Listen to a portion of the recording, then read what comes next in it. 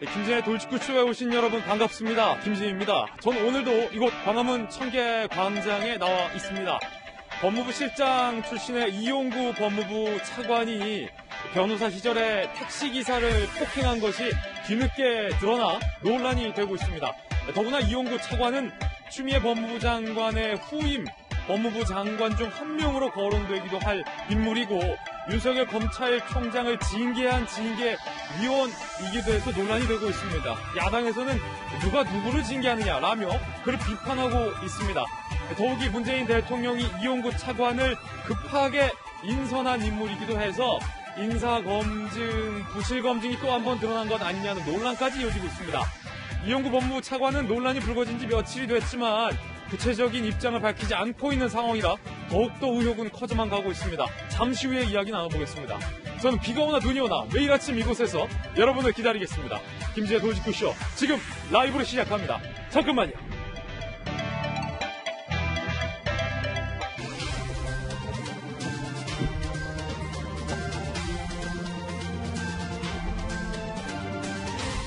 신문 읽어준 남자입니다. 정부가 사실상 백신과 관련해서 오판을 했다라는 실수를 인정을 했습니다.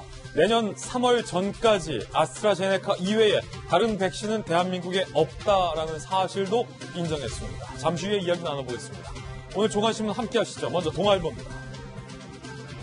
정세균 총리가 지난 7월엔 환자가 적어서 백신 소위 이랬다는 겁니다. 백신 의존도 높일 생각을 안 했다. 정부가 오판을 했다. 시인을 했습니다. 그런데 그간 정부의 설명은 지난 6월부터 열심히 백신 들여오기 위해서 TF팀을 가동했다라는 거였는데 이 같은 정부 설명의 뉘앙스가 어제 정 총리의 시인으로 뭔가 달라졌습니다. 중요한 점은 30개국이 적어도 새해 혹은 그 전에 백신을 접종맞을 수 있는데 우리 대한민국은 내년 3월 전까지 아스트라제네카 이외에 다른 백신은 없다라는 겁니다. 다음 신문입니다. 이번엔 중앙일보입니다. 이용구 법무부 차관이 법무실장 때 그 법무부가 도로 위의 폭력에는 엄정 대응하겠다라고 지시했었습니다. 그런데 정작 그 법무실장이 법무부 나와서 변호사일 때 도로 위의 폭력을 행사해서 논란이 일고 있습니다. 앞서 말했지만 야당에선 도대체 누가 누구를 징계하는 거냐? 라고 이용구 차관을 비판했습니다. 이용구 차관 본인과 여권은 며칠째 침묵하고 있습니다. 잠시 후에 상세히 짚어보겠습니다. 다음 신문입니다. 이번엔 한겨레 신문입니다. 그런가 하면 변창흠 국토장관 후보자에 대해서 구의역 김군의 동료들과 시민단체가 변창흠 사퇴하라 강력히 들고 일어났습니다. 알고 봤더니 변창흠 국토장관 후보자가 SH공사 사장 당시에 구의역 김군 죽음에 대해서 개들의 실수다, 별거 아니다 라고 발언한 사실이 뒤늦게 알려졌기 때문입니다. 스크린도어 사망 사건, 김군의 죽음에 전 국민이 애도했습니다. 이게 변창흠 국토부 장관 후보자에게는 그저 개들의 실수라고 여겨졌던 모양입니다. 이런 국토부 장관에게 과연 국토부를 맡길 수 있느냐라는 게 김군 동료들의 비판입니다. 잠시 후에 이야기 나눠보겠습니다. 다음 신문입니다. 이번엔 한국일보입니다. 23일 오는 수요일이죠. 정경심 씨에 대한 1심 재판부의 선고가 예정돼 있습니다. 쟁점 3개는 동양대 표창장 위조했나, 사모펀드 투자 도와줬나, 증거인멸 은닉 지시했나, 가장 뜨거운 쟁점 3가지에 대한 1심 재판부의 결론이 23일에 발표됩니다. 23일 돌직구쇼에서도 조명하겠습니다. 지금까지 신문 읽어주는 남자였습니다. 네, 월요일 아침 저와 함께 등판한 등판 선수 소개하겠습니다. 스탠포드에서 사회학 박사를 받고 돌아온 김수경 박사님 모셨습니다. 다시 돌아온 바르다 박 선생, 박정하 전 청와대 대변인 모셨습니다. 여의도 정치 컨설팅계의 제갈공명 윤 선생, 윤태곤 실장님 나왔습니다. 전직 청와대 출입기자 출신의 베테랑 이재명 부장 나왔습니다. 모두들 어서 오세요. 오늘의 키워드도 3가지 준비했습니다. 하나씩 살펴보죠. 먼저 첫 번째 키워드는 오판. 정부가 정세균 국무총리가 내년 3월까지 다른 백신은 없다라고 얘기했고 정부가 백신 관련해서 오판했다라는 것을 사실상 인정했습니다. 그런데 이 정부의 사실상의 시인이 너무 뒤늦었다라는 비판이 많습니다. 잠시 후 이야기 나눠보겠고요. 두 번째 키워드는 내사종결.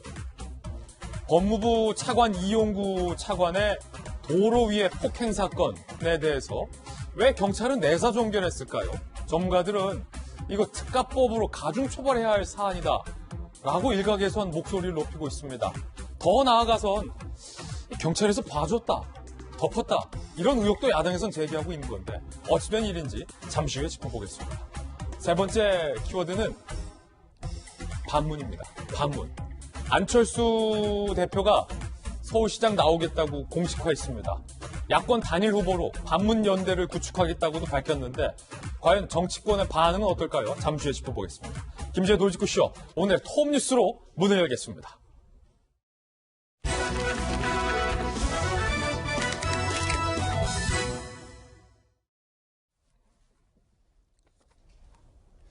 코로나19 신규 확진자 수가 연일 1000명대를 기록하면서 백신에 대한 갈망감은 더욱더 커지고 있습니다. 자, 문제는 우리 정부가 과연 이 백신 도입을 위해서 얼마나 열심히 했느냐일 것 같습니다. 톱뉴스 주제가 바로 그겁니다.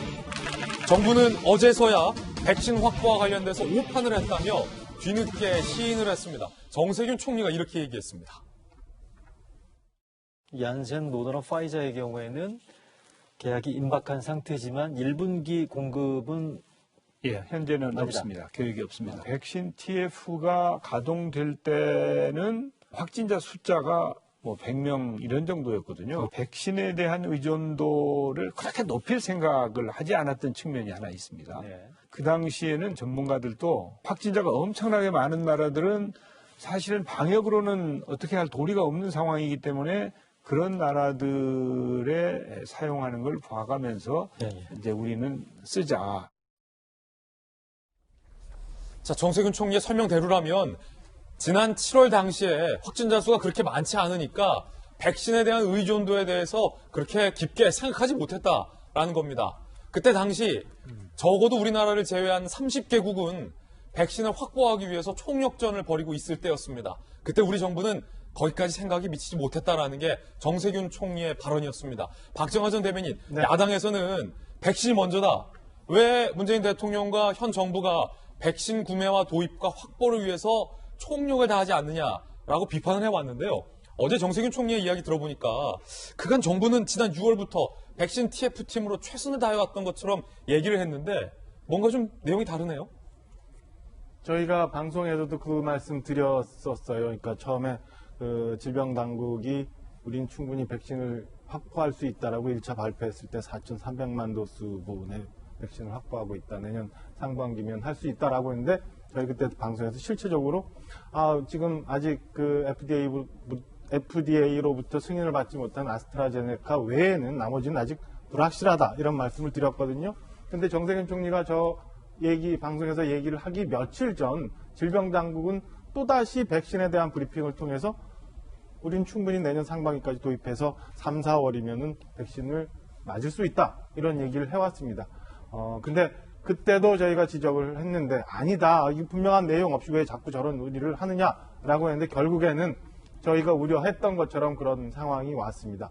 야당뿐만 아니라 사실은 전문가들은 금년 초부터 백신에 대한 얘기를 굉장히 오랫동안 해오고 있었는데요. 과연 정부 당국이 무엇을 했느냐, 무엇을 해왔느냐에 대한 비판에서 자유로울 수 없었던 것 아닌가라는 생각이 듭니다. 지난 10월 보면 대통령이 인천 송도를 방문하면서 금년 말이면은 백신에 대한 치료제가 나올 것이고 내년 초면 우리 자체적으로 백신을 개발할 수 있을 거로 기대한다라는 얘기를 계속 하십니다. 대통령이 저렇게 말씀을 하실 때까지 그럼 질병당국은 어떤 보고를 했는지에 대해서 저희는 좀 추후라도 규명을 해야 된다고 봅니다. 왜 대통령이 저런 말씀을 계속 할 수밖에 없는 상황이었고 저런 보고를 혹시 잘못 받았는지. 두 번째는 이 사실관계를 파악을 해야 되지만 우선 지금 급한 대로 누가 됐든 간에 어찌 됐든 간에 백신을 확보할 수 있는 정부 당국의 노력이 지금부터 사실은 필요하다고 봅니다. 그러니까 지금이라도 무조건 됐다, 맞을 수 있다라고 할 게 아니라 어떻게 지금 되어가고 있는지, 그리고 향후 어떤 계획을 갖고 있는지, 비상사태에는 어떻게 대응할지에 대해서 국민들한테 솔직하게 얘기를 하고 그에 대해서 국민들의 이해와 협조를 구하는 질병당국의 모습이 지금부터라도 필요하다고 생각합니다. 그래야 이제 마지막 고비가 될 수도 있는 이 코로나 종국을 헤쳐나갈 수 있는 상황인데, 여전히 제가 볼 때는 정 총리 말씀에 대한 후속 조치가 아직은 없는 것 같아서 안타까운 상황입니다. 이제 곧 2021년 새해가 밝고 대한민국을 제외한 30개국은 적어도 새해부터 혹은 그 이전에 백신 접종이 시작됐는데 12월 21일 그리고 20일 정세균 총리는 이제 와서 오판했다라고 뒤늦게 시인을 해서 논란이 불거지고 있는 건데, 그럼 내년에 우리나라 대한민국 국민들이 맞을 수 있는 백신은 상반기에 뭘까요? 아스트라제네카 일부 빼곤 없다라는 게 정부 설명입니다. 아스트라제네카 2천만 회분 예상은 3월까지 도입한다는 건데, 이거를 2천만 회분 다 내년 상반기에 도입할 수 있을지도 아직은 미지수. 모더나 불가, 화이자 불가, 얀센 불가. 이재명 기자. 그러면 대한민국 국민들은 내년 3월까지 아스트라제네카 빼고 다른 게 백신은 없다라는 얘기인데, 그마저도 동아일보 주말 보도를 보니까 아스트라제네카와 계약한 계약서에 언제까지 얼마만큼을 주겠다라고 문서상으로 나와 있는 것은 없다면서요. 그렇죠. 계약서에는 포함되어 있지 않다 이렇게 좀 알려져 있는데, 다만 방역당국에서는 구두로 확약을 했고 나중에 서면으로 받았다. 그래서 1분기 내는 들어올 수 있다 이렇게 좀 얘기를 하고 있습니다. 저 물량이 다 들어온 건 아니죠? 순차적으로 들어올 것 같습니다. 그런데 다만 그러니까 백신을 들어올 때도 월별로 언제까지 들어온다 이렇게 약속을 하는 게 아니라 분기별로 약속을 한다고 합니다. 그러니까 1분기 내에 공급하겠다. 그래서 우리나라 같은 경우는 빠르면 2월 중에 들어와서, 그래서 2월 중에 백신 접종을 하기를 희망하고 있지만, 사실 2월에 들어올지 3월에 들어올지도 사실 지금으로서는 알 수 없는 상황입니다. 그렇게 되면 3월 말에 들어온다 그러면 바로 이제 백신 접종하기도 힘들기 때문에 결국 1분기 내에 백신 접종이 어려울 수도 있는 그런 상황이 있죠. 어쨌든 아스트라제네카가 그나마 지금 우리한테는 마지막 희망이다 이렇게 볼 수 있는 건데, 알다시피 지금 아스트라제네카 같은 경우에 3상 시험 결과가 그렇게 좋지 않아서 효능에 대한 안전성이 완전히 확인되지 않아서 현재 미국에서도 FDA도 화이자나 모더나는 다 긴급 승인을 했지만 아스트라제네카는 아직까지 승인을 받지 못하고 있는 상황입니다. 물론 우리 방역당국은 미국이 승인하지 않더라도 우리가 승인해서 할 수 있다 이렇게 얘기하지만, 결국은 지금 유일하게 확보되어 있는 아스트라제네카조차도 안전성이 담보되지 않은 상황, 거기다가 3월 내에 도입될지도 아직 불투명한 상황. 그러다 보니까 너무 K방역을 자만하다가 백신 전쟁을 밀린 거 아니냐, 이런 우려가 큰 상황이, 거기에 대해서 정부가 지금 뚜렷하게 답을 못하고 있는 그런 게 아닌가 안타까움이 있습니다. 아니, 윤태호 실장님 조금 당혹스럽습니다. 이제 와서 오판했다라고 뒤늦게 시인하니까 보는 저희들은 좀 당혹스러운데, 아스트라제네카와 또 다른 백신에 대해서 백신이 개발 기간도 짧고 부작용도 있을지 몰라서 조금 지켜보고 하는 게 맞다라고 정부는 그동안 얘기해 왔는데, 그런데 전문가들은 또 이에 대해서 비판하고 있는 게, 일단은 확보해 두고 천천히 접종을 하거나 접종을 안 하거나 확보부터 해놨어야 되는 거 아니냐, 이런 비판도 하고 있어요. 그렇죠. 전략이 잘못됐죠. 안정성이 중요하다라고 이야기했는데, 이른바 빅3 백신 중에서는 아스트라제네카 진도가 제일 늦은데 우린 그거 먼저 하겠다라고 하니까 그 안전성 말이 안 맞는 것이고, 예. 저는 조금 더 본질적 이야기를 하고 싶은 게요. 지금 이 백신에 관련해서도 계약했다, 곧 계약한다, 확보했다, 구속력 있는 절차를 밟고 있다, 확실하다. 이게 말이라는 게, 말들이 이제 둥둥 떠다녀요. 명확하게 잘 모르겠다라는 건데, 11월만 해도 박능우 장관이 그런 말을 했죠. 화이자나 모더나 같은 데서 한국하고 빨리 계약하고 싶어가지고 막 매달리는 그런 상황이다. 맞아요. 라고 했는데 지금 상황이 바뀌었고요.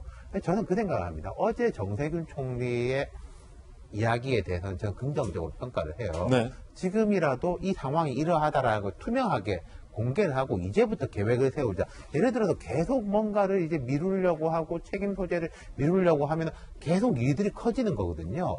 우리가 3월, 4월, 5월 이럴 때 정은경 질병관리청장이 각광을 받을 때는 정은경 청장이 잘 될 겁니다. 지금 잘 되고 있습니다. 그런 소리를 해서가 아니었어요.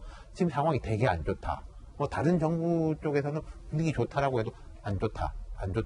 조심해야 된다. 그런 이야기를 했을 때 오히려 신뢰를 준 것이었거든요. 네. 지금 이제 그때로 돌아가야 된다라는 말씀을 드리고 싶고, 그 다음에는 지금 보면은 백신 관련해가지고 브리핑을 한 쪽을 자세히 보면은 복지부입니다. 그러니까 수요라든지 이런 걸 올리는 건 질병관리청, 실제 도입하는 절차를 밟는 곳은 복지부, 또 예산 편성은 기재부, 이렇게 나눠져 있어요.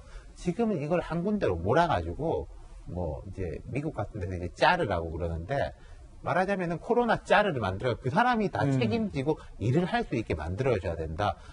뭐 어느 백신이 좋다 안 좋다를 떠나가지고 이게 오래 갈 거기 때문에 지금이라도 그런 시스템을 정비할 때인 것 같아요. 예. 정 총리의 어제 발언이 그런 좀 분기점이 됐으면 좋겠습니다. 그렇군요. 자, 김수경 박사님. 지난 7월에 우리 정부는 백신 의존도에 대해서 깊이 판단하지 못했다. 그런데 지금까지 정부는 지난 6월부터 백신 TF팀을 구동해 왔다라고 국민들에게 얘기를 해와서 지금까지 해온 얘기와 이제 와서 하는 얘기에 온도 차이가 좀 상당한 것 같은데, 일각에서는 지난 3차 추경 예산 때 K방역 홍보비로 정부가 편성해 놓은 예산이 수백억 대에 이른다라는 지적도 나오고 있는데요. K방역에 대한 홍보도 좋은데 왜 우리 정부가 도대체 다른 국가들이 다 앞다퉈서 전쟁을 벌일 만큼 열심히 해왔던 백신 도입에 대해서 그렇게 의존도를 높여두지 않았던 걸까요?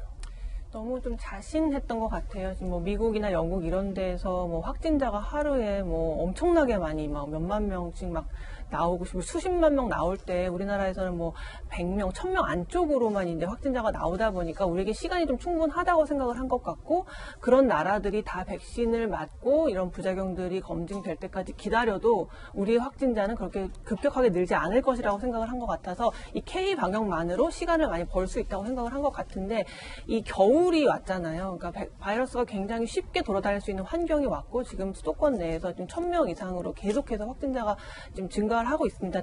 그렇기 때문에 사실상 이제 오판을 한 게 맞고, 사실 이미 백신이 개발되는 그 과정에서 다른 국가들은 이제 그 개발에 투자를 했거든요. 그렇게 되면 아무래도 백신을 확보할 수 있는 순위가 빨리 다가오는 건데, 이제 그런 판단을 제대로 하지 못한 것 같습니다. 계란을 이렇게 한 바구니에 넣으면 안 되는 건데, 우리는 그냥 아스트라제네카만 확보할 것을 생각하고 다른 이런 백신들에 대해서 생각을 못한 게 너무 안타깝다는 생각이 들고요. 또 특히 아스트라제네카 같은 경우에는 이제 그 3상 실험에서 좀 치명적인 부작용이 좀 발견된 적도 있고, 또 그 결과가 되게 일관되지 않아서 FDA에서도 지금 승인을 보류한 상태인데, 이제 물론 이제 우리나라 식약처가 이제 승인을 하면 이제 맞을 수 있습니다만, 과연 국민들이 이렇게 안정성이 검증되지 않은, 그러니까 물론 이제 우리나라가 이제 검증을 한다는 것은 뭐 검증을 하는 거지만, 아무래도 이제 미국이 얼마나 승인을 하느냐에 따라서 사람들이 또 많이 안정성을 판단하기 때문에, 미국에서 안전하지 않다고 해서 지금 보류된 상태에 있는 것을 우리나라 식약처가 승인해서 이것을 접종하라고 할 때 과연 국민들이 그걸 믿고 접종하겠느냐. 그리고 일정 정도 수준의, 상당한 수준의 인구가 이걸 접종을 해야만 집단 면역이 이제 가능한 건데, 이렇게 국민들이 안심하고 맞을 수 없다면 과연 이 아스트라제네카 2천만 회 분량이 확보된 것이 얼마나 의미가 있을지, 그런 생각이 듭니다. 자, 이에 대해서 정부는 조금 전에 해명 자료를 냈습니다. 정 총리의 조금 전 이 발언에 대해서 그때 당시 코로나 백신이 급하게 만들어졌기 때문에 방역으로는 어떻게 할 도리가 없는 급한 나라들이 백신 의존도가 높아진 국가들만 그런 거고, 우리들은 방역을 잘했기 때문에 필요한 만큼의 백신을 제때 도입하기로 해왔었다라는 취지로 이런 발언을 한 것이다 라고 정 총리 측이 해명 자료를 냈습니다. 판단은 국민 여러분께서 해주시기 바라겠고요. 그 와중에 또 코로나 확진에 걸렸는데 대기 중에 사망하는 안타까운 일이 발생했습니다. 또 대기 중 사망, 확진 폭증, 병상 포화. 어제 기준 확진자 닷새째 1000명대, 사망자도 15명 늘었는데, 그제 중환자 병상 전국 38개, 서울 0, 수도권은 3개에 불과합니다. 서울 구로구에서 이번 대기 중 60대 확진자가 병상 기다리다가 자택에서 사망했습니다. 자택 대기 중 사망 또 나온 거고요. 정부는 병상 부족에 생활치료센터 기준을 서둘러 변경 기록했다라는 내용도 오늘 나와 있습니다. 확진자가 폭증하고 있는데 정부가 방역에 기회를 실기한 것 아니냐라는 논란도 함께 불거졌습니다. 방역당국이 지난 10월 12일 거리두기 2단계에서 1단계 하향했던 것, 그리고 10월 22일 소비 쿠폰 지급 재개했던 것, 이후 2달 새 2배로 늘었다라는 겁니다. 확진 증가 속도 2배, 사망은 3배. 그런데 또 하나의 논란은 이렇게 1000명의 확진자 수, 1000명에 육박하는 확진자 수가 연일 나오고 있는데 정부에서는 사회적 거리두기 3단계는 설득력이 없다라며 격상을 하지 않겠다라는 분위기를 보이고 있습니다. 들어보시죠.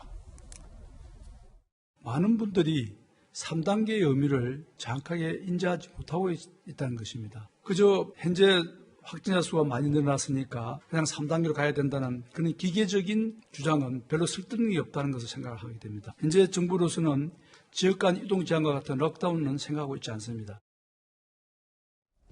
이재명 기자, 이 박능우 장관의 설명도 조금 갸우뚱해지는데 3단계 기계적 격상 분위기와 주장은 설득력이 없다라고 했는데 3단계 격상할 수 있다, 3단계 격상할 수 있다라는 주장을 누가 해온 겁니까?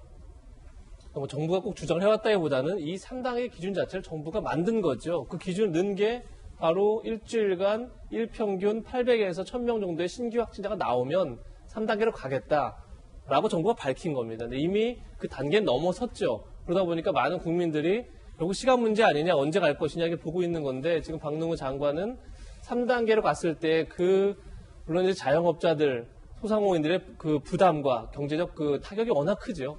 그런 것들에 대해서 충분히 감안할 수밖에 없다. 그렇다고 하면 3단계로 당장 가지는 않겠다 이런 뉘앙스를 풍긴 거죠. 그렇게 되면 문제는 뭐냐면 기준이 이미 넘어선 상황에서 가지 않는다면 도대체 3단계를 왜 만들었는지 자체가 근본적인 의문이 있는 거고 지금 계속 문제가 되는 게 뭐냐면 그러니까 단계를 올릴 때는 계속 이미 기준을 넘어간 다음에 뒤따라서 단계를 올렸었죠. 그렇게 그만큼 이제 뒤쫓는 그런 형국이었고 반면에 거리두기를 완화해서 다시 이제 어떤 경제 활성화 차원에서 그 거리두기를 완화할 때는 오히려 너무 선제적이고 성급하게 한 거 아니냐 이런 이제 우려와 전문가들의 지적이 있었던 건데 지금도 결국 문제는 이미 1000명대가 나올지 닷새째 1000명대가 나왔고 오늘도 이제 926명으로 이미 1000명에 육박하는 숫자가 나오고 있습니다. 사실상 큰 차이가 없는 거죠. 계속 1000명에 가까운 숫자가 나오면서 문제는 뭐냐면 이렇게 확진자가 폭증하니까 당연히 중환자도 늘고 있고 조금 전에 제가 본 것처럼 그러다 보니까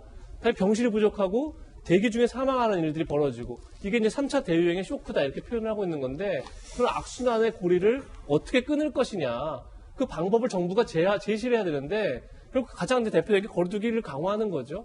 그런데 정부는 오히려 거꾸로 거리두기 강화가 갖고 오는 심각성이 크기 때문에 당장 얘기할 수 없다. 국민들이 제대로 인식하고 있느냐라고 묻는다면 참 국민들 입장에서는 뭘 할 말이 없는 거죠. 그거를 답을 정부가 줘야 될 텐데 오히려 국민들에게 강화두기만으로 거리두기를 강화하는 것만으로는 안 된다 이렇게 얘기한다면 도대체 어떻게 그럼 지금 이 1000명대의 이 확진세를 어떻게 꺾을 건지 그 답을 정부가 줘야 되지 않을까 그런 생각이 듭니다. 윤태호 시장님. 두 가지의 문제가 있는데요. 아까 제가 백신 때도 말씀드렸지만은 이런 위기 국면일수록 책임 있는 당국자들의 말은 명료하고 명확해야 됩니다. 이해가 쉬워야 돼요.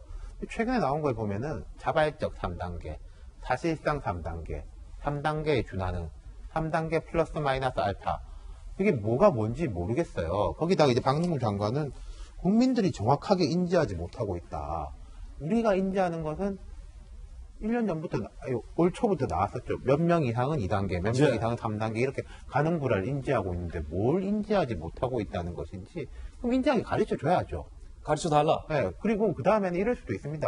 박능우 장관이 이야기하는 것처럼 3단계가 실제로 됐을 때, 제조업 같은 데라든지 그런 쪽에도 이제 제한이 가해질 수 있다라면은, 그럼 지금 세 단계를 만들면 돼요. 저게 무슨 헌법이라든지 법률도 아니고, 자영업이라든지 이 부분에 대해서는 직접 지원금을 지급하고, 사람들이 가지 못하게 하고, 제조업에 대해서는 풀어놓고, 이렇게 해야 되는데, 막 화를 내요. 사람들이 이제 아직도 제주와 강원에는 빈방이 없습니다. 아니, 영업을 하게 해놓고, 그리고 행동 제한도 하지 않고, 근데 왜 가냐라고 국민들한테 화를 내고 있는 형국이잖아요. 이거 말이 안 되는 거죠. 예. 아니, 김수현 박사님. 3단계로 올렸을 때에 가져올 수 있는 경제적인 후폭풍이 우려돼서 정부는 다른 대안을 치밀하게 준비하고 있지만 3단계 격상에 대해서 고민이 깊다라고 점잖게 말하면 될 일을 박능우 장관은 왜 도대체 3단계 격상에 대해서 국민들이 제대로 인지하지 못하고 있다며 국민 인지를 운운한 겁니까? 그게 참 이상한 노릇인 게, 그러니까 3단계 했는데 그럼에도 불구하고 사람들이 안 지키면 어떡할 거냐라고 묻고 있는데 그걸 우리한테 물으면 어떡합니까? 그렇기 때문에 3단계를 해서 돌아다니지 못하게 강제력을 동원해서 이제 돌아다니지 못하게 하는 건데, 사실 이거 조금 철학적인 문제인 것 같아요. 어떤 위기가 닥쳤을 때 누구의 희생을 먼저 담보할 것이냐를 이제 판단해야 되는 거거든요. 지금 3단계로 못 가는 가장 큰 이유 중에 하나가 이제 자영업자들, 소상공인들, 또 경제에 미치는 타격이 너무 크기 때문에 이제 3단계까지는 못 간다는 게 어떤 정부의 판단인 것 같습니다. 근데 이제 사람들이 이제 이렇게 주거나 저렇게 주거나 마찬가지 아니냐, 경제가 다 망해서 주거나 뭐 코로나 걸려서 주거나 마찬가지니까 그냥 다 열자 막 이렇게 심하게 얘기를 하시는 분들도 계세요. 그럼에도 불구하고 저는 일단 이렇게 병상이 없어서 사망 사고가 발생하는 것을 막기 위해서는 3단계를 가야 된다고 생각하는 이유가 뭐냐면, 이런 자영업이나 뭐 소상공인들의 어떤 피해는 어쨌든 금전적으로 보전이 가능하거든요. 지원책을 만들어서 핀셋으로 어떤 뭐 임대료를 뭐 대신 내준다거나 이런 식의 어떤 돈으로 막을 수 있는 부분이 분명히 있거든요. 그런데 이제 병상이 없어서 이제 사람들이 죽어 나가는 이런 상황에서는 병상을 언제 또 만들 것이며 의료진을 어떻게 확보할 것이며 너무나 일이 복잡하고 그 기간이 오래 걸린단 말이죠. 그래서 제 생각에는 좀 더 물론 경제가 너무 어렵고 이 일로 타격을 받으시는 분들께는 너무 죄송하지만, 그럼에도 불구하고 병상이 없어서 코로나에 걸렸음에도 불구하고 사망이 일어나는 일만은 막아야 된다. 그래서 3단계를 일단 시행을 하고 그 다음에 이제 경제적으로 자영업자들만 너무 희생을 받는 것은 당연히 불공평하기 때문에 이분들에 대해서 지원책이 강화되는 것이 오히려 좀 더 형평에 맞는 조치가 아닐까. 그리고 공공의 안전을 좀 더 지키는 쪽에 어떤 방안이 아닐까, 그런 생각이 듭니다. 이제 얼마 전에 박정하 대변인 그 전세난과 또 부동산 문제에 대해서 여권에 책임 있는 한 의원께서는 국민들이 아파트에 대한 환상을 갖고 있기 때문이다라고 국민 인식을 한번 언급하셔서 논란이 됐는데, 그것과 이것은 전혀 다른 사안이긴 하지만 보건복지부 장관은 당연히 3단계 격상 인원수를 초과해서 언제 3단계로 하느냐라고 당연한 질문을 하는 국민들에게 국민들의 인식이 잘못됐다라고 또 한번 인지 문제를 거론하니 이거 어떻게 봐야 됩니까? 이제는 솔직해져야 된다고 생각을 합니다. 정세균 총리 어제 백신에 대해서 얘기한 것처럼 보건복지부 장관도 3단계 가면 얼마나 국민들이 어려운지에 대해서는 알고 있어야 된다라는 얘기를 한 것 같은데요. 국민들 그거 지금 다 감수할 준비되어 있고, 지금 김수영 박사 말씀하신 것처럼 자영업자, 소상공인 어려운 부분에 대해서는 우리가 보상해줄 방법을 또 사회적 합의를 통해서 만들어내면 돼요. 오늘 아침 동아일보 보면은 대한민국 최고의 황금 상권이라고 하는 홍대거리를 취재한 거에 나왔는데 이미 다 죽었어요. 최고 상권이라는 홍대거리도 다 죽었는데 나머지 자영업자, 소상공인 어디 전국적으로 남아서 제대로 그 영업하고 있는데 사실상 없다고 봐요. 이제는 누구라도 이제 솔직하게 얘기하고 3단계 가서 굉장히 국민들 힘든 과정이라도 이 과정을 거쳐서 극복해낼 수 있는 새로운 길을 모색해야 된다고 얘기를 해야 되는데, 지난 1년간 쭉 보면 우리 보건당국도 그렇고 청와대도 그렇고 책임 있는 자세를 보여주지 않았어요.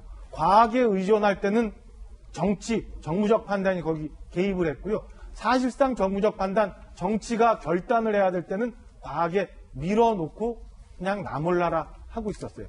제가 1년 동안 기사 쭉 보니까 대통령께서 코로나 관련해서 직접적인 행보를 한 게 4월달 기사, 10월달 기사, 그 다음에 최근에 12월 13일 기사가 나오더라고요. 12월 13일날 대통령 또 이런 얘기합니다.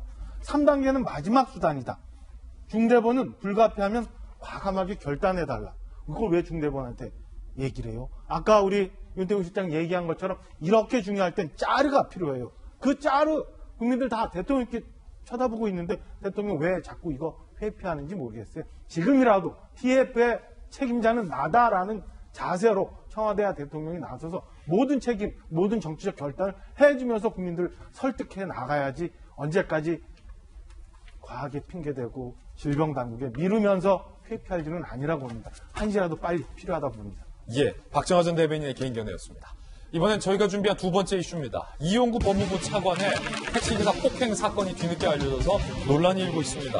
더욱이 그 논란에 더해진 것은 경찰이 왜 내사 종결을 했을까와 관련된 부분입니다. 야당에서는 경찰이 덮었네 덮었어 라고 의혹을 제기하고 있습니다. 먼저 이용구 법무부 차관이 법무실장 이후 변호사 시절에 도대체 왜 택시기사를 폭행했느냐라는 논란이 불거졌는지 함께 보시죠. 이용구 택시기사 폭행 내사종결한 경찰. 지난달 6일 목적지에 도착을 했습니다. 서울 서초구 자택에 택시가 딱 선 거죠. 자, 손님 다 왔습니다. 알리는 택시기사를 이용구 차관이 폭행을 했다라는 내용입니다. 하차를 위한 일시정자 상태죠. 그렇죠. 하차하려면 차 일단 세워야죠. 그러자 이용구 차관이 왜 깨우냐라며 멱살을 잡고 욕설을 했다라는 내용입니다. 그런데 경찰은 이를 특가법으로 적용하지 않았습니다. 단순 폭행 혐의만 적용해서 내사 종결을 해서 논란이 일고 있습니다. 왜냐하면 현재 법상 도로 위에서 특히 택시기사를 이처럼 폭행한 혐의는 특가법으로 처벌할 수 있다라는 법조계의 지적이 쏟아지고 있습니다. 자, 그러자 경찰이 이와 같이 해명을 해서 논란이 날고 있는데요.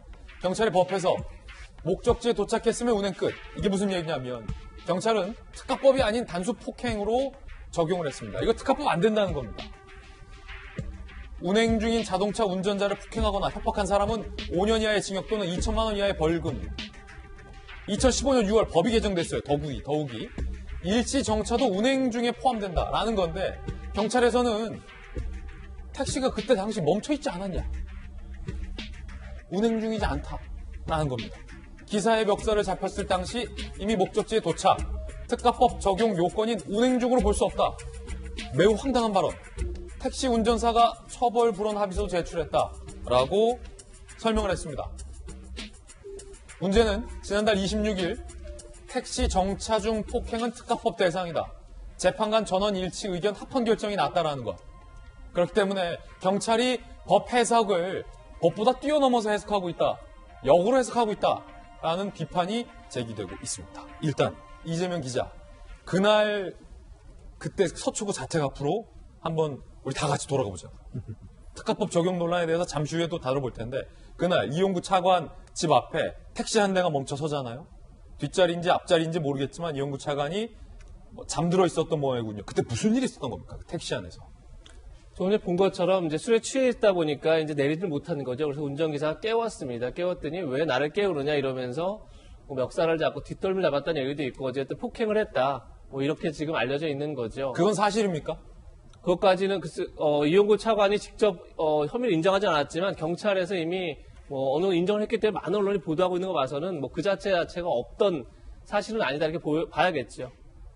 그런데 지금 문제는 이제 지금 본 것처럼 이걸 과연 경찰이 단순 폭행으로 보느냐 아니면 특정 범죄 가중처벌법상 운전자 폭행으로 보느냐 이 문제가 있는 겁니다. 물론 핵심 이건데 단순 폭행일 경우에는 피해자가 처벌을 원치 않으면 처벌하지 않게 돼 있습니다. 그런데 지금 피해자가 처벌을 원치 않아서 처벌하지 않았다는 게 경찰의 주장입니다. 그런데 문제는 특가법상 운전자 폭행이 될 경우에는 피해자가 처벌을 원치 않아도 반드시 처벌을 해야만 합니다. 그런데 문제는 저희가 본 것처럼 2015년 6월 달에 특가법이 개정됩니다. 개정된 핵심이 뭐냐면 운전자 폭행을 그러니까 운전자를 언제를 볼 것이냐 해서 운전 중 승하차를 위해서 차가 정지한 경우에도 운전자 폭행을 본다는 겁니다. 그러니까 이 지금 논란이 되고 이 사안을 위해서 보다 명확하게 특가법을 개정한 겁니다. 2015년 6월 이미 폭행사건, 이용구 차관의 폭행사건 이전에 법이 개정된 거네요. 그러니까 당시 상황, 택시 정차 중인 것도 이건 특가법 적용이 된다. 그렇죠. 그러니까 이런 논란을 피하기 위해서 특가법을 개정한 겁니다. 그러니까 단순히 운전자가 폭행했을 경우는 당연히 운전자 폭행이 되는 건데 운전자가 승하차를 위해서 차를 정지해 놓은 상태에서도 폭행할 경우에도 운전자 폭행이 된다는 게 특가법 개정 취지였는데 이미 5년 전에 법이 바뀐 걸 가지고 경찰은 이 특가법 적용하지 않고 단순 폭행을 적용한 겁니다. 그 당연히 논란이 되는 거죠. 그래서 법 쪽에서는 도저히 제대로 된 법 적용이 아니다. 좀 심한 경우는 국어만 아는 사람도 한글만 읽을 수 있으면 특가법의 개정 취지를 알기 때문에 당연히 개정된 취지에 따라서 정차한 경우의 폭행을 운전자 폭행으로 보고 특가법을 적용한 게 맞다 이렇게 주장하고 있는 거죠.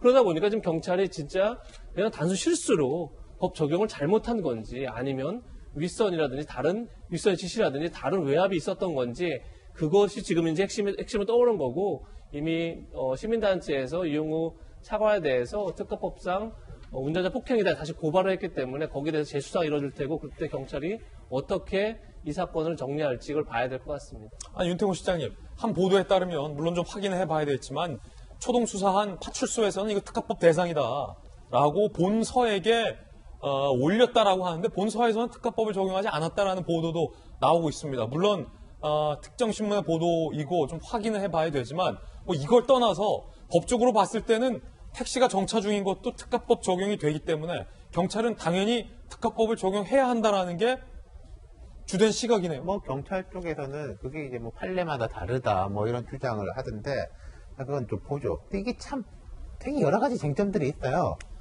본인은 저래놓고 뭐 남 징계하느냐 이것부터 해가지고 앞으로 이제 검경 수사권 조정이 실질적으로 시행이 되면은 경찰이 이제 수사 종결권을 가지는데 뭐 검찰이 항상 주장했던 게 이런 거거든요. 암장해버린다 사건을. 사건 이게 그 검찰하고 경찰이 욕먹는 게 누구를 죄 없는 사람 혹은 죄가 작은 사람 크게 벌주는 경우도 있고 죄가 되는 거를 봐주는 경우도 있고 그렇지 않습니까? 이런 걸 암장이라고 하는데 예. 이제 와 봐라 이런 게 이제 생길 거다라는 주장들도 있는 거고 그 다음에 쟁점은 이런 거겠죠. 저런 일이 있으면 안 되는데 종종 벌어지는 일이에요 사실. 술 먹고 행패 부리는 사람들 하루에도 몇십 건이 벌어지는데 이용구가 이용구인지 알았느냐 경찰이. 의미심장한 표현이네요. 네. 이용구가 이용구인지 알았느냐. 그렇죠. 그러니까 이제 지금 경찰 쪽에서 비공식적으로 나온 이야기는 그냥 변호사. 그러니까 자 밤에 사건이 발생했지 않습니까? 술이 취했으니까 돌려보냈겠죠.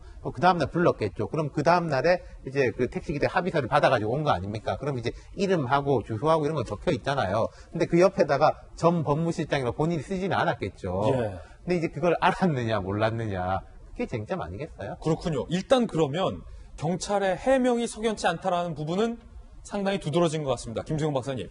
이미 2015년 6월에 법이 더욱더 구체적으로 해설까지 풀려졌습니다.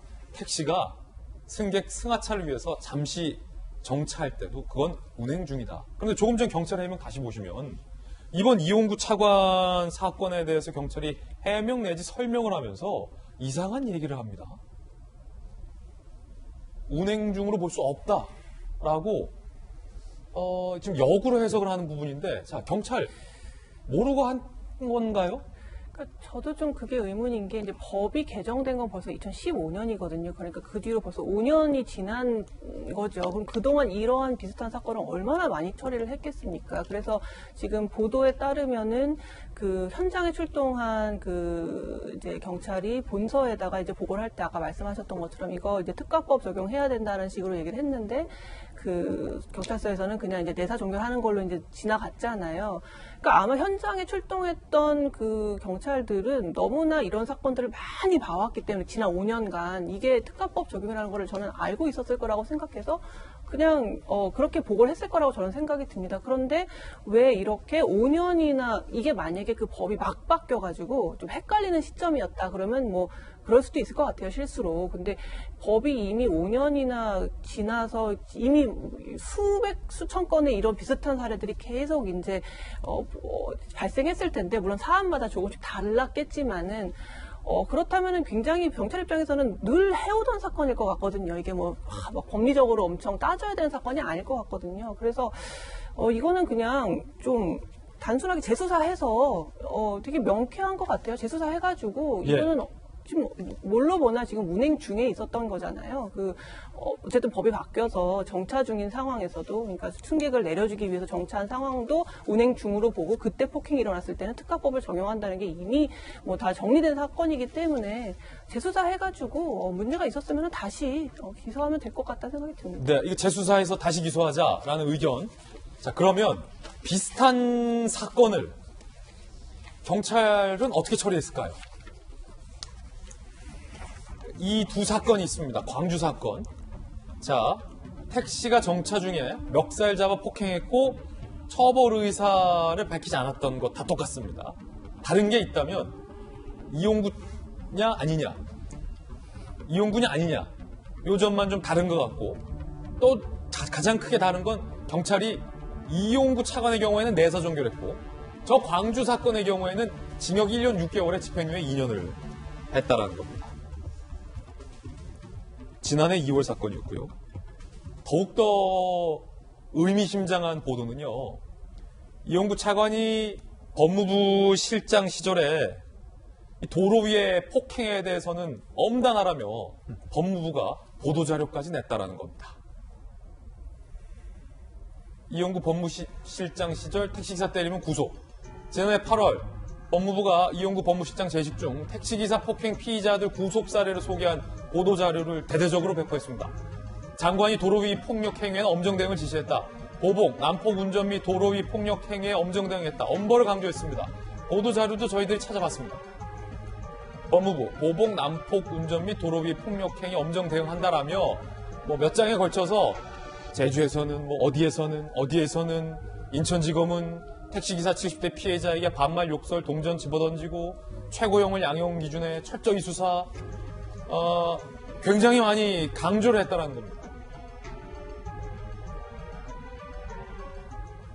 박정하 대변인, 네. 어떻게 보십니까? 이게 뭐 꼭 같을 수는 없는데요. 제가 청와대 근무하던 당시에 저랑 같이 일했던 직원이 점심에 그때 당시는 조금 그런 거 낮술을 먹고 걸렸어요. 예.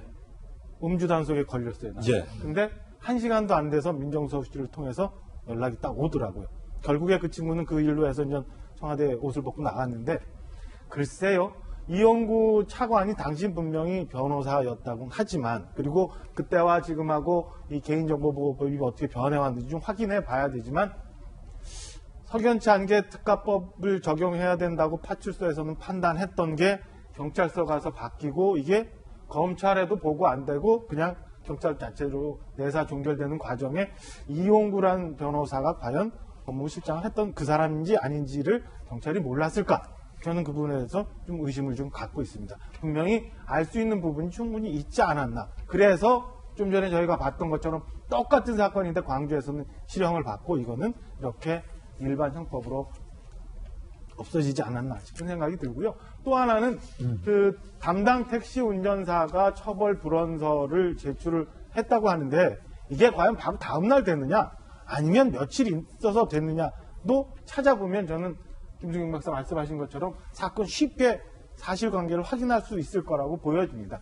이렇다면 지금까지 왜 이용구 차관이 갑작스럽게 차관에 발탁이 되고 이렇게 왔는지에 대한 이유를 설명하는데 왜 갑자기 차관이 됐느냐, 그 검증도 제대로 했느냐 이런 얘기 그 전에 우리 했었잖아요. 그러니까 청와대는 과연 이 건을 모르고 이용구 차관을 법무차관으로 임명을 했느냐 이런 얘기도 나올 수 있는 거고 과연 경찰은 왜 끝냈습니까? 이런 얘기도 나오고 과연 지금 우리 사회가 매번 내로남불 얘기하고 뭐 선악 구분한다고 얘기하는데 우리 편은 언제까지 괜찮은 거가 언제까지 허용이 될 건가에 대한 의문을 다시 한번 좀 가질 수 있는 상황이 됐다고 보여집니다. 저는 단순하게 이게 택시 운전기사 폭행 건을 넘어서 현 정권이 이용구 차관을 급히 임명한 건에서부터까지 인사 검증 문제까지 다 한번 돌아볼 수 있는 종합적인 세트 아닌가라는 생각이 듭니다. 박정하 대변인께서 인사검증 문제를 언급하셔서 짧게 질문 드릴 텐데요. 법무부 차관 인사검증할 때 경찰에서 내사 종결된 사건도 청와대에 보고됩니까? 이게 뭐 정권마다 다 다르지만 내가 스스로 해서 제출하는 서류가 있고요. 그 다음에 이 민정수석실 통해서 각급 정보기관을 통해서 들어오는 게 있는데요. 저희가 근무할 때는 내가 저런 건에 대해서도 사실상 적용해서 적시를 해서 제출을 해야 되고 내사 종결 건에 대해서도 의무적으로 본인이 제출했어야 한다. 그렇죠. 본인이 내가 이런 건이 있었노라고 제출해야 되고요. 민정수석실 통해서 당연히 경찰, 국정원, 검찰 등의 정보, 그 다음에 주요 평판 자료가 들어가는데 저는 최근에 저런 건이 있었다면 당연히 민정수석실을 통해서 인사검증청에 넘어갔어야 되는 게 당연하다고 알고 있습니다. 예.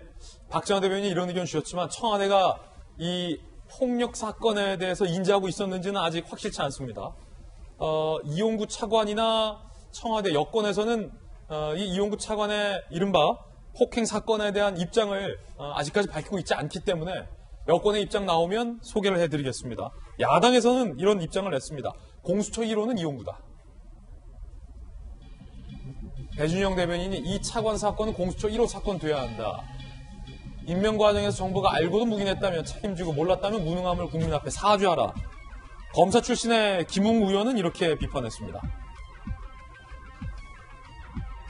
권력자는 힘없는 택시기사를 폭행해도 처벌받지 않는 세상. 그것이 바로 문재인 정권 수사권 조정의 목표다. 가짜 공수처다. 이렇게 비판했고, 조수진 의원은요. 갈수록 무엇보다 추미애 이용구 환상의 콤비다. 라고 비판을 한 그런 상황인데, 자, 이재명 기자. 이쯤 되면 여당이나 이용구 차관 본인이 입장을 낼 법도 한데, 왜냐하면 이 이슈가 불거진 게 벌써 주말 시작되었으니까 아직까지 입장이 없습니까? 왜 없습니까? 이렇게 뚜렷한 입장을 공개적으로 밝히진 않은 상황이죠. 그런데 뭐 아마도 이제 또 고발이 돼 있는 상황이고 그러다 보니까 또 아마 수사 중인 상황이기 때문에 본인도 얘기하기가 참 어렵다 이렇게 또 얘기하지 않을까 싶은데, 사실 사건 자체가 굉장히 단순 명료하죠. 그런 점에서 이용구 차관이 보다 분명하게 설명을 하는 게 필요하지 않나 싶고, 그다음에 경찰 입장에서도 이게 뭐 저희가 굉장히 많이 다뤘지만 이 특가법상 너무 어떻게 법적 해석 자체는 명확한 것 같습니다. 논쟁의 여지가 그렇게 크지 않아 보입니다. 과연 그것이 어떤 절차를 거쳐서 이렇게 이루어졌는지에 대해서도 보다 분명히 밝혀서, 사실 이 사안 자체가 마치 무슨 권력형 비리인 것처럼 그렇게 비춰지는 것 자체가 굉장히 여권의 부담인 거죠. 그런 점에서 당사자나 경찰이나 보다 분명한 설명이 필요하지 않나 싶습니다. 이용구 차관이 윤 총장 징계, 당연직 징계위원 맞죠? 당연히 징계로 들어갔었죠. 예. 특히나 추미애 장관이 징계 청구권자라서 징계위원을 할 수 없다 보니까 사실상 뭐 징계위원장을 맡는 거 아니야 얘기가 있었지만, 대통령이 징계위원장을 민간에 넘겨라 이렇게 해서 민간 그 교수가 이제 징계위원장을 했지만, 당연직 징계위원으로 참여를 해서 마지막까지 징계 최종 수위를 결정한 데까지 큰 역할을 했다 이렇게 봐야겠죠. 자, 이에 대한 이 차관 본인의 해명이나 여권의 해명이 나오면 소개해드리겠습니다. 그런가 하면 변창흠 국토장관 후보자의 구의역 김군 모욕 논란이 거셉니다. 김군의 동료들이 변창흠 후보자 사퇴를 강하게 요구하고 있습니다. 2016년 6월 30일 SH 사장 시절 내부 회의에서 변창흠 국토교통장관 후보자가 이렇게 발언을 한 것으로 뒤늦게 알려져서 논란이 되고 있는 건데요. 변창흠 후보자, 당시 사장이었죠.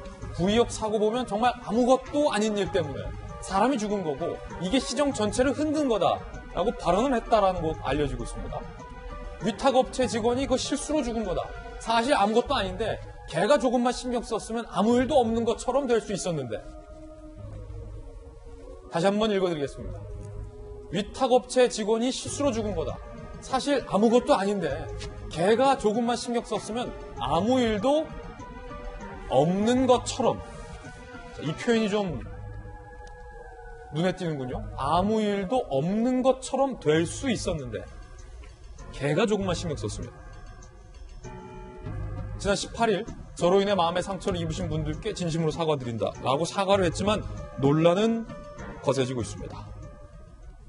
윤태곤 실장이 구의역 김군 사망 사고 소식에 현 정부조차도 고용 신분이 불안정한 우리의 청년들이 컵라면 하나로 끼니를 때우면서 안타깝게 목숨을 잃은 정말로 중차대한 우리 사회의 문제다라고 이야기했던 것을 선명하게 기억했는데, 정작 국토부 장관 후보자는 당시에 아무것도 아닌 거고 걔 때문에 없었던 걸로 지나갈 수 있었던 건데 괜히 불거졌고 걔가 실수해서 이런 일이 벌어졌다라고 얘기를 한 거 맞습니까?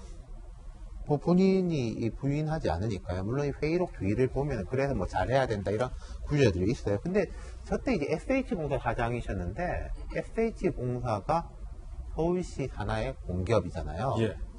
그러니까 지하철하고 SH공사가 서울시 산하에서 제일 큰 양대 조직이에요. 구의역에서 저 이제 일이 터졌을 때 서울시 산하가 다 발칵 뒤집혀가지고 안전 문제라든지 이런 부분에 대해서 다 집중적으로 일을 할 텐데 그런 말씀을 하셨나.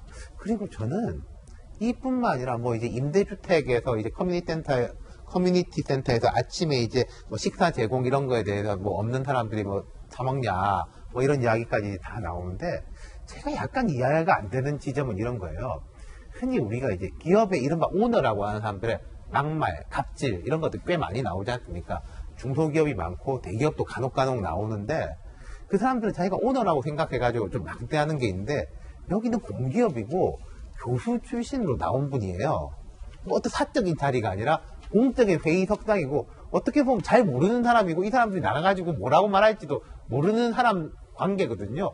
근데 저렇게 거침없이 이야기를 할 수 있나. 그게 저는 좀 되게 이해가 안 되는 첫 번째예요. 사람이니까 속으로야 별의별 생각을 할 수 있지만은 남한테 이야기하는 또 공식적인 석상에서는 이제 말을 정제하게 되지 않습니까?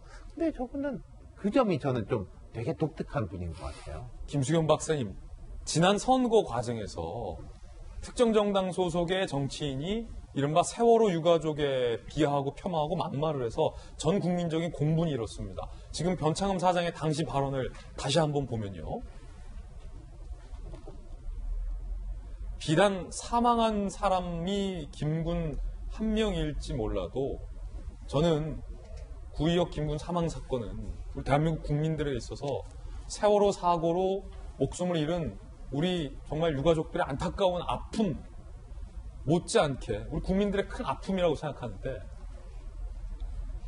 아무것도 아니다. 어떻게 보십니까? 그 사건의 성격이 너무 슬펐죠. 우리나라 청년들이 아마 그 사건을 보면서 굉장히 감정이입을 많이 하고, 물론 뭐 한 명의 안타까운 청년이 이제 사망했지만, 언제든지 그게 내가 될 수 있었다라는 생각들로 다들 너무나 가슴 아프게 기억하고 있는 사건인데, 물론 아까 윤태곤 실장님 말씀하신 것처럼 개인이 속으로야 별의별 생각을 다 할 수 있다고 하지만 저렇게 어떤 공기업의 회의석상에서 걔가 좀만 조심했으면 아무 일도 아니었을 텐데 이런 식으로 이야기를 한 거는 참 되게 이해하기 어렵고, 사실 어떤 철학적인 문제, 토지가 공공의 것이기 때문에 개인의 사적 사유를 조금은 제한할 수 있다, 이런 어떤 철학적인 판단을 요하는 문제라면은 찬반이 있을 수 있고, 나름대로의 그쪽이 그렇게 생각한다면 인정할 수 있는 부분도 있지만, 이거는 철학하고는 아무 상관도 없고 너무나 인간의 어떤 본성이나 인성을 드러낼 수 있는 발언이기 때문에 되게 참담하다는 생각이 들고요. 또 그 공공임대주택 아까 조직 서비스 같은 거에 대해서 공용식당을 만들자라는 제안에 대해서도 정확한 워딩은 그거였더라고요. 이제 못 사는 사람들이 미쳤다고 밥을 사 먹겠냐 이렇게 얘기를 했거든요. 물론 그 뒤에는 사생활적인 측면에서도 별로 좋은 생각이 아닌 것 같다, 이런 이제 부연 설명이 있었지만, 그러니까 이분이 만약에 이제 장관이 되면 우리는 모두 개들이 되는 거죠. 그러니까 개들이 우린 될 거예요. 그리고 이제 개들이 집값을 다 이렇게 만들었고 개들이 다 집 사겠다고 이렇게 아우성이라서 난리가 난 거 아니냐는 이런 취급을 당할 거라고 생각을 해서, 사실 이게 이제 이 보도를 이제 여러 신문에서 굉장히 대대적으로 다루고 있는데, 그 서울신문이 이제 헤드라인으로 뽑은 게 집값 얘기는 가지도 못할 것 같다. 이 청문회 장에서 집값 얘기는 나오지도 않을 것 같다고 얘기를 했는데, 그 말이 딱 맞는 게, 집이나 주택이나 토지에 대한 어떤 그런 본인의 철학을 묻기 이전에 이 발언이 수습이 안 돼요. 어떻게. 이 진영 논리에 따라서 이게 방어가 될 수 있는 발언도 아니고 어떻게 수습이 안 되는 발언이기 때문에, 물론 죄송하다, 상처 입으신 분들께는 죄송하다라고 이제 해명을 했지만 도저히 이게 좀 쉽게 수그러들지는 않을 것 같다는 생각이 듭니다. 김군의 동료들은 변창흠 후보자의 사퇴를 요구하고 있습니다. 구조적 문제로 발생한 사고를 피해자 개인 탓으로 돌린 변 후보자는 즉각 사퇴, 청와대 임명 철회하라. 문 정부가 이 같은 인식 가진 장관을 임명하는 건 스스로 반노동적임을 실토하는 행위다라고 얘기했고요. 변창흠 장관 후보자 이딴 막말 논란이 또 불거졌습니다. SH 사장 재임 시절 회의록 공유주택 논의 중 공동식당 운영 제안에 못 사는 사람들이 밥을 집에서 해서 먹지 미쳤다고 사서 먹냐? 못 사는 사람들은 밥 사서 먹으면 안 됩니까? 공유주택 설계 잘 해놔도 입주민 뽑는 것을 기존대로 못 사는 순서대로 쫙 뽑아서 서로 모르는 사람 6명 같이 있어라, 그러면 미치는 것이다 라고 발언을 한 것으로 알려져서 논란이 일고 있습니다. 박정환 대변인, 이 발언은 어떻게 보십니까? 이제 아까 저희가 윤태곤 실장 중요한 얘기했는데요. 보통 회의록이나 녹취 같은 거 만들 때 국회나 청와대나 법원 같은 데는 속기사를 씁니다만은, 제가 알고 있는 한 SH공사 일반 회의록을 속기사 쓰지 않았을 거예요. 그럼 일반적으로 회의가 끝나고 난 다음에 정리를 했을 텐데, 저렇게까지 표현이 남아있으면 실제에서는 얼마나 센 얘기들이 나왔는지를 한번 저희가 유추해 볼 필요가 있다고 봐요. 그러니까 저런 인식을 가진 사람, 인식까지는 가지 않아도 저렇게 아무 때나 막 할 수 있고 아무 때나 심하게 자기 의사를 표현할 수 있는 사람이 이렇게 낱마처럼 꼬여있는 부동산 문제, 국토부 장관의 자리가 돼서 우리 전 공직자들을 이끌어가면서 정책을 수행할 수 있을까? 저는 의식과 생각과 사고 이전에 마음의 태도부터가 잘못돼 있어서 제대로 할 수 없을 거다라는 생각이 들고요. 지금이라도 청와대가 다시 한번 고민을 진짜 해야지. 그렇지 않으면 이 국토부 부동산 문제 어디로 갈지 잘 모르겠습니다. 공공주택 얘기하면서 임대주택 얘기하면서 뭐 미쳤다고 못 사는 사람들 뭐 이런 말을 어떻게 회의상에서 얘기할 수 있는지. 그럼 앞으로 만약에 국토부 장관을 강행해서 임명을 한다고 치면 매일 국토부에서는 이제 저런 얘기들 나올 거예요. 힘들다고 서민들 얘기하는 거 들을 척도 안 할 거고 내 생각대로 내 주장대로 아까 우리 김경 박사 말씀하신 것처럼 그때 되면 이제 모든 국민들은 다 그냥 가분개 돼버리는 그런 상황이 돼버리는 거예요. 이렇게 가면 저는 안 된다고 생각하고요. 지금이라도 난 스스로 한번 돌아봤으면 하는 생각입니다. 뭐 내가 갖고 있는 임대주택이나 혹은 부동산에 대한 철학이 있으면 그건 다른 방식으로 정책에 반영하도록 하고 저런 잘못된 삐뚤어진 왜곡된 의식을 갖고 있는 사람이 국토부 장관이 돼서 국무회의 석상에 가서 우리나라 정책을 만들어간다는 거 저는 개인적으로 정말 돼서는 안 될 일이라고 생각을 합니다. 자, 방금 두 분의 개인적 견해였다라는 말씀 다시 드리겠습니다. 여당 내에서도 비판의 목소리가 나왔습니다. 구의역 김군과 관련한 발언에 대해서는 저는 굉장히 좀 심각하다고 사실은 생각을 했거든요. 어떤 분들은 국토부 장관으로서의 업무 능력을 수행할 수 있는 그 수행 능력에 좀 더 초점을 맞춰서 봐야 된다라고 말씀을 하시는데 이 이전의 인식에 대해서는 짚고 넘어가지 않을 수가 없다. 후보자의 자질과도 연관지어 생각해볼 부분이죠. 이번엔 저희가 준비한 세 번째 이슈입니다. 이번 주에 추미애 장관, 윤석열 총장 파이널 라운드.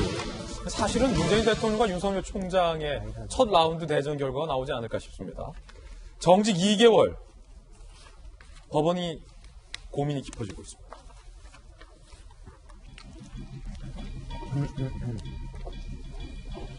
자, 정직 2개월. 이르면 크리스마스 전에 법원이 집행정지 신청에 대해서 결론 낼 수도 있다.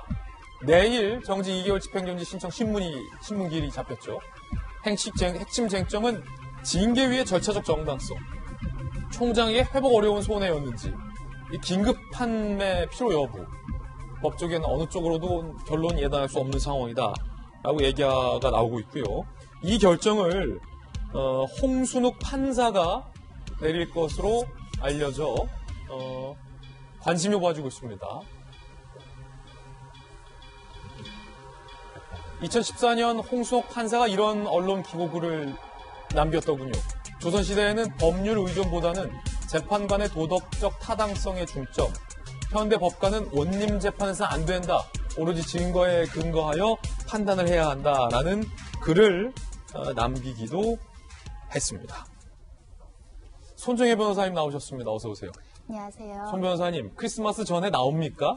굉장히 신속하게 진행되는 편이다 이렇게 말씀드릴 수 있습니다. 왜냐하면 최초의 직무배제 명령에 대해서 집행정지 인용은 굉장히 신속했거든요. 근데 그 사건과는 굉장히 법원이 가지는 무게가 클 수밖에 없는 것이 첫 번째 위헌의 절차를 거쳤다라는 것이고 대통령의 재가가 있었던 처분으로서의 완결성은 직무배제 명령보다 훨씬 더 높은 수준이라고 말씀드릴 수 있기 때문인데 직무배제 명령의 주체는 법무부 장관이었고 특별히 소명의 기회를 주거나 방어권 보장을 할 수 있는 절차적인 어떤 권리 보장이 없었던 반면 징계위원회에서는 어찌됐든 여러 가지를 다투고 절차적 정당성이 없다, 편파적이다, 그리고 관련된 최종 의견 진술을 줄 만한 충분한 시간적 여유도 없었다라는 주장은 있지만 절차는 진행이 됐거든요. 예. 그 절차가 위법한지 여부도 이제 본안 행정소송에서 갈라져야 되겠지만 현재로서는 어느 법조인도 이것이 인용될 것이다, 불인정될 것이다를 예단하기 어려운 것이 증거 기록을 판단해야 되는 문제거든요. 이제는 실질적으로 절차적인 위법에 대해서 법률 조항이 어디가 명백하게 위반됐는지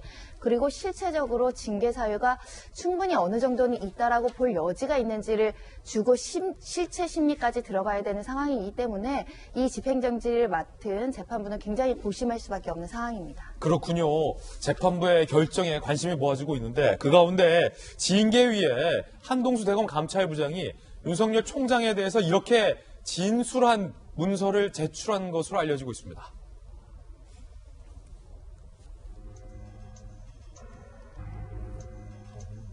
자, 이건 한동수 감찰부장이 본인 SNS에 올린 거고요. 법무부 감찰과정 진술서 한동수 대검 감찰부장. 동아일보 보도에 따르면 윤 총장 군대에 의한 무력 쿠데타가 아닌 검찰 수사를 통한 쿠데타를 의식한 듯하다. 상당히 좀 주관적인 내용을 진술했다라고 동아일보는 보도하고 있습니다. 윤 총장은 총선에서 야당 승리를 생각한 듯 이 사건 한동훈 감찰 수사 방해 의혹 총장이 같이 한 거다라는 주장을 했다라는 게 지금 동아일보 보도인데 사실 이재명 기자 지난 금요일에 저희가 이 징계위의 징계 문건 요약 문서와 관련해서 주된 소위 관심법 하듯 윤 총장에 대해서 징계한 것 아니냐라는 보도에 대해서 소개를 해드렸는데 오늘 동아일보가 보도하고 있는 이 한동수 대검 감찰부장이 윤 총장이 마치 쿠데타를 의식한 것 같다라는 이 진술문 이거 어떻게 봐야 됩니까?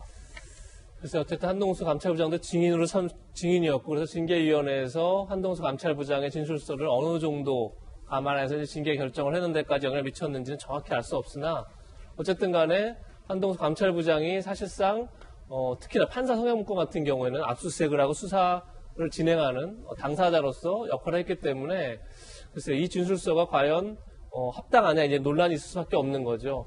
사실 근데 이 발언 자체는 그러니까 검찰 쿠데타 이런 발언 자체는 사실 추미애 장관도 최근에 본인이 SNS에 법을 가장한 쿠데타 이런 글을 올렸습니다. 그러면서 거기서 브라질 사례를 들면서 검찰권과 사법권이 국민을 배반하고 민주주의를 찬탈하는 도구가 될 수 있다 이런 내용을 올렸는데 제가 볼 때 거의 같은 인식 속에 있지 않나 싶습니다. 그러니까 결국은 검찰이 선거를 앞두고 과도한 수사를 통해서 선거에 영향을 미치려고 했고 결국 그것이 이제 정치에 영향을 미치려는 행위 아니냐 이렇게 본 것 같은데 글쎄요 그게 어느 정도 그러니까 그 주장을 설명하기 위해서 어떤 근거를 댔는지까지가 사실 정확하게 보도가 되지 않아 있는 상황에서 예단하기 참 쉽지 않지만 만약에 그저 울산 시장 선거 개입 사건이라든지 이런 어떤 사건 자체를 그냥 바로 선거에 연결했다 그러면 과연 그것이 논리적으로 성립되는가, 논리적 비약이 아닌가 이런 이제 비판이나 지적이 나올 수는 있겠죠.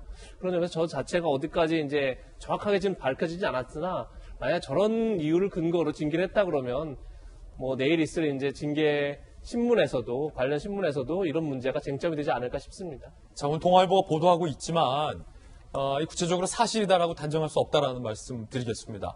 자, 이 보도의 사실 여부, 진위 여부는 조금 더 확인해 봐야 될 것 같은데 윤태용 실장이 만약에 이게 사실이라면 지금 문서 한번 진술서 다시 보면 한동수 감찰부장은 이렇게 주장하고 있잖아요. 윤 총장이 군대가 아니라 검찰 수사를 통한 쿠데타를 의식한 것 같다.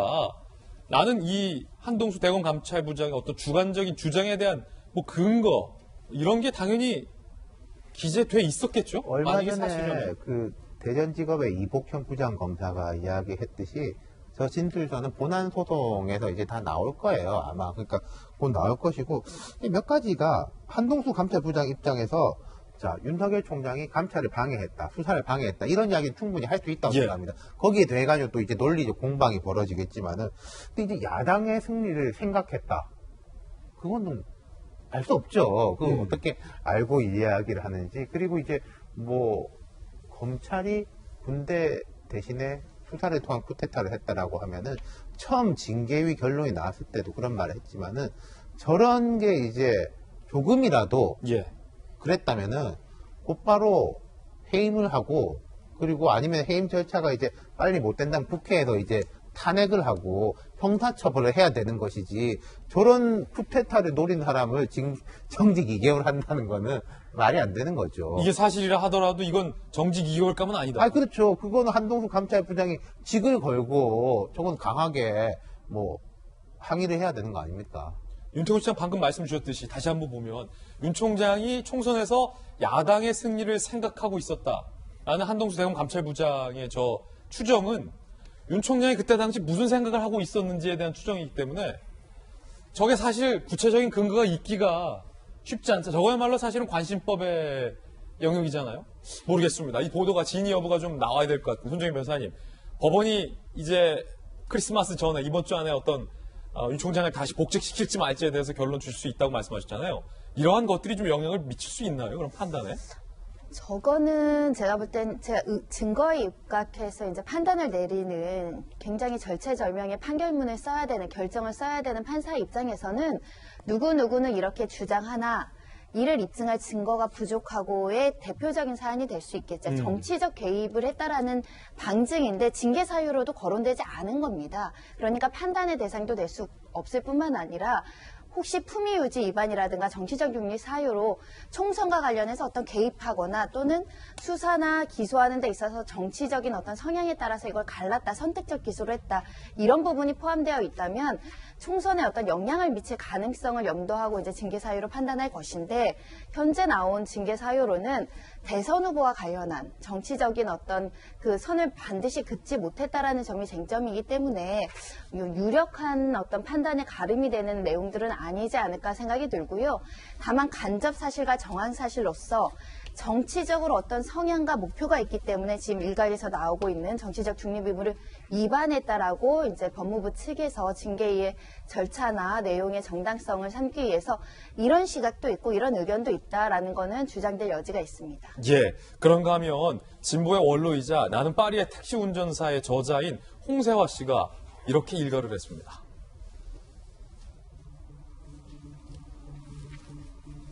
나는 파리의 택시 운전사 저자이자 진보신당 대표 한겨레신문 기획위원 출신의 홍세화 씨가 문 대통령이 왜 집권했는지 모르겠다.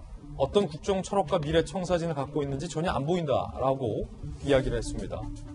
586 운동권은 돈 버는 게 얼마나 어려운지도 모르는 민주 건달이다 라는 표현을 썼고요. 현 집권 세력은 반일 민족주의를 앞세워서 진보를 참칭하고 있다. 공수처는 누구를 위한 것이냐. 윤석열 제거하면 된다가 검찰 개혁이 돼버렸다라고 홍세화 씨는 주장하고 있다라는 보도에 대해서 소개를 해드리겠습니다. 그런가 하면 교수신문이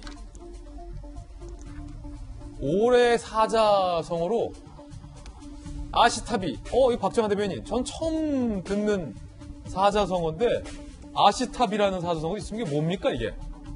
나는 맞고 상대는 틀렸다. 이게 아주 그냥 문자 그대로 아시타비가 되는데요. 저걸 이번에 그 교수신문에서 올해 한자성어로 뽑았습니다. 이 신조어입니까? 우리가 여태 얘기했던 내로남불하고 똑같은 거죠. 똑같은 얘기를 전 한자로 아시타비라고 표현을 하는 거예요. 그러니까 금년도 금년뿐만 아니라 작년부터 계속해서 아시타비, 그러니까 내로남불, 저에 대한 거는 뭐 더 붙이지 않아도 국민 여러분들이 많이 알고 있지 않을까라는 생각이 들 정도로 당연한 이 사자성어가 뽑힌 것 아닌가라는 생각이 듭니다. 예. 아니, 이재명 기자. 아시탑이라는 말이 원래 없잖아요. 신조어로 만든 거죠. 그런데 저게 1등을 했다. 그런데 그 뜻이 내로남불이다. 많은 분들이 내로남불이 사자성어 아니었어? 라고 또 착각하실 수도 있어서 내로남불은 사자성어가 아니라 내가 하면 로맨스, 네가 하면 아니면 남이 하면 불륜을 줄여서 내로남불. 사자성어가 아니기 때문에 그래서 만든 겁니까? 아시타비를? 그렇죠. 그러니까 내로남불을 좀 고급하게 표현한 거죠. 아시타비라는 말 자체가. 근데 입에 좀 안 붙어요, 아시타비는. 안 붙는 게 이번에 지금 처음 교수신문에서 교수들이 신조어를 만든 거기 때문에 그런 건데 이게 중요한 이제 의미가 있는 게 지금까지 교수신문에서 매년 올해 사자성어를 정해왔죠. 그래서 대부분의 사자성어가 물론 저희가 잘 낯선 굉장히 고문에서 나온 것도 있었죠. 대부분 알려져 있는 사자성어를 가지고 투표했던 겁니다. 뭐 지록이말할지 뭐 이런 것들이었잖아요. 그렇죠. 그런데 이번에는 여러 교수들 추천했는데 그중에 신조어를 만든 아시타비가 1등을 했다는 것 자체가 굉장히 의미가 큰 거죠. 어쨌든 대학 교수라는 게 한국의 지성을 상징하는 건데 대한민국 지성 사회에서 지금 현 정국을 굉장히 내로남불적으로 보고 있다는 것을 아주 강하게 암시하는 거기 때문에 그런 점에서 현 정부도 저 대목을 좀 의미 있게 봐야 되지 않을까 싶습니다. 예, 아시타비. 참신하군요, 아시타비. 저희가 준비한 네 번째 이슈입니다. 자, 정치권은 내년에 있을 서울시장 선거에 초점이 다 있습니다. 안철수 대표가 야권 단일 후보, 서울시장 후보에 도전을 하겠다라고 출사표를 던지면서 여야 서울시장 대진표가 꿈틀꿈틀하고 있습니다. 안철수 대표의 이야기 들어보시죠. 서울시장 선거 패배로 정권 교체가 불가능해지는 상황만은 제 몸을 던져서라도 막아야겠다는 생각을 했습니다. 저는 오늘 결자 해지의 각오와 서울의 진정한 발전과 혁신을 다짐하며 결심했습니다. 저 의사 안철수가 코로나19 확산 빠른 시일 내에 확실하게 잡겠습니다. 부동산 가격을 안정시키고 주거 복지도 강화하겠습니다. 야권 단일 후보로 당당히 나서서 정권의 폭주를 멈추는 견인차 역할을 하겠습니다. 자, 출사표 던졌는데 윤태곤 시장님, 한 달 전까지만 해도 서울시장 관심 없다라고 했었는데 한 달 만에 뭔가 바뀐 겁니까? 아니면 그때도 관심이 있었던 겁니까? 그때도 막 이제 말들은 많았었죠. 그래서 이제 결국은 하지 않겠냐 이렇게 하기도 하고 이제 본인은 이제 절대 안 한다라고 했는데 이제 어제 기자회견을 했지 않습니까? 그러고 그 이후에는 오늘 이제 뭐 동아일보를 비롯해 여러 신문들의 약간 뒷이야기들 뭐 내가 권유했다 뭐 이런 분들도 많이 나오고 며칠 전부터 그냥 하려고 하니까 도와달라 본인이 이제 연락도 했다라고 하고 그런 것들이 이제 많이 나오네요. 결국은 지금 야권 입장에서 볼 때는 서울시장 선거에서 져버리면은 예. 뭐 대선이고 뭐고 미래가 없다. 네. 이런 이제 위기감이 있고 또 안철수 대표 입장에서는 그 의석 3석짜리 미니 정당의 대표이기 때문에 더더욱 미래가 있을 수가 없다. 그런 이제 뭐 명분과 실력 판단이 결합된 거겠죠. 예. 자, 지금까지 여러 여론조사가 있었지만 한 여론조사도 한 대목 준비해봤습니다. 함께 보시죠. 서울시장 후보 적합도 박영선 19.6, 나경원 19.5, 금태섭 9.7, 박주민 6.2, 우상호 5.9, 조은희 5.5, 윤희숙 4.6 등등이었는데 아직 서울시장까지는 시점이 한참 남았기 때문에 과감히 지금 여론조사는 의미 없다 라고도 말씀하시는 분도 있습니다. 제 말이 아니라. 어쨌든 참고삼아 보시기 바라겠고요. 안철수 대표의 출마로 야권 단일화 변수가 본격적으로 부상했습니다. 오세훈 시장은 국민의힘 중심으로 통합되어야 한다. 이 안철수 출사표에 대한 반응들입니다. 나경원 의원은 흥미로운 전개다. 김종인 위원장은 여러 후보 중 한 명, 전문용어로 원 오브 댐, 반응 말라. 우리 쪽 들어와 경선해야 한다. 열린 마음으로 최선의 가능성을 찾겠다. 안철수 대표는 굉장히 적극적으로 이 판에 끼겠다라고 얘기를 하고 있는 그런 상황입니다. 김기현 의원의 이야기도 한번 야당의 분위기인데요. 김기현 의원의 이야기도 들어보시죠. 매우 긍정적인 반응들이 대체적인 야권 연대에 대한 의지를 본인이 밝혔기 때문에 얼마든지 융통성 있게 우리 야권 연대를 통해서 서울시장 승리 그리고 대통령 선거 승리를 위해서 우리가 해야 될 역할이 있다면 뭐든지 다 우리가 오픈하고 봐야 되지 않겠습니까? 아니 그러면은 박정아 대변인 네. 지금까지는 당내에 있었던 몇몇 분들이 언급이 됐었는데 당 밖에서 금태섭 전 의원이라든지 안철수 대표도 야권 단일화로 할 수 있다라는 가능성이 본격화되니까 일단 선수들, 주자들 좀 풍성해지는 겁니까? 어떻게 되는 겁니까? 경선을 어떻게 야권 단일화를 어떻게 하겠다는 겁니까? 이게 사실은 전 서울시장 보궐선거가 생각지 않게 전 나오는 바람에 대선을 앞두고 나오는 바람에 관심이 굉장히 많이 모여져야 되고 사실상 넉 달밖에 남지 않았기 때문에 벌써 이제 후보 주자군 좀 보여야 되는데 그동안 그렇지 못했던 건 사실이에요. 근데 안철수 대표가 저렇게 결심을 함에 따라서 야권의 판도가 굉장히 많이 변화가 있을 거다라는 생각이 들고요. 좀 전에 저희가 여론조사 결과 봤습니다만 거기서 이제 직접 의사 표현한 분들도 있고 그렇지 않은 분들도 있고 이미 공관위원으로 빠져서 완전 후보군에서 빠지는 분들도 있고 하는데 저거는 의미 없이 이제 변화가 굉장히 많이 있을 거라고 보여집니다. 그러니까 그 대선 주자군이라고 했던 야권의 몇몇 후보군들, 오세훈 전 시장, 나경원 전 의원, 등등들도 앞으로 어떤 입장을 취할지 좀 기다려 봐야 될 것 같고요. 그러니까 안철수 대표의 결단으로 인해서 일단 야권의 서울시장 후보군의 지형도는 굉장히 많이 변할 거다. 다만 김종인 위원장이 반응을 했던 것처럼 여러 후보 중에 하나다라고 얘기하는 거는 그동안 그 반응이 크게 변하진 않았어요. 안철수 대표에 대해서 김종인 위원장이. 그러니까 당내 후보군들과 그다음에 당 외에 있는 야권 성향 후보군들 중에서 가장 경쟁력 있는 후보를 뽑아서 서울시장에서 좋은 선거를 만들어내겠다는 결론은 사실은 9월 달부터인가요? 그 국민의힘의 공천준비위원회가 시작이 되면서부터 그때부터 1차 경선, 2차 경선 뭐 이런 것들이 준비되어 왔기 때문에 비슷한 얘기로 그 비슷한 결론으로 진행되어 가지 않을까라는 예상을 좀 해봅니다. 자, 그럼 이번에 여권의 반응도 좀 궁금합니다. 그리고 서울시장 출마 선언했었던 우상호 의원의 반응도 궁금합니다. 우상호 의원, 이젠 당신이 그립지 않죠. 보고 싶은 마음도 없죠. 사랑한 것도 잊혀가네요. 조용하게. 비와 당신 중에 이 같은 노래 한 구절을 우상호 의원은 올렸습니다. 다른 의원들의 반응도 함께 보죠. 김민석 의원, 끊임없이 말을 바꾸고 선거마다 출마하는 정치인으로 변모한 안철수 대표. 다음 대선에도 또 나올 거다. 정청래 의원, 당락과 관계없는 습관적 출마. 안철수의 출마 선언은 불출마 선언 같고 안철수의 출마 선언이 아니라 홍길동의 출마 선언 같다. 그리고 유기홍, 달리기를 하든 다시 연구를 하든 정치는 그만하시라. 변절자의 예정된 말로는 결국 낙선. 박찬대, 찰스형 보면 왜 사람들이 정치하는 이들을 걱정하는지 많이 이해하게 된다. 등등의 반응이 나오고 있는데 손정혜 변호사님, 반응들이 좋지는 않군요. 굉장히 비판적인 입장들도 많이 나오고 있는 것인데 그 원인은 사실은 안철수 대표가 과거에 서울시장 출마부터 대선부터 이제 완주하지 못하고 또 바른미래당과 국민의당을 이제 만들어 가면서 보여줬던 부분이 사실은 처음에 출마 선언을 했지만 또 끈질기게 완주를 하고 또 성과를 어느 정도 냈는지에 대한 어떤 정치권에 대한 일부의 불신이 있어 보입니다. 하지만 저는 이번에는 지형적인 문제 때문에라도 안철수 대표가 또 일정 부분 역할을 할 가능성이 매우 높다라고 생각하는 게 야당의 의기는 굉장히 크거든요.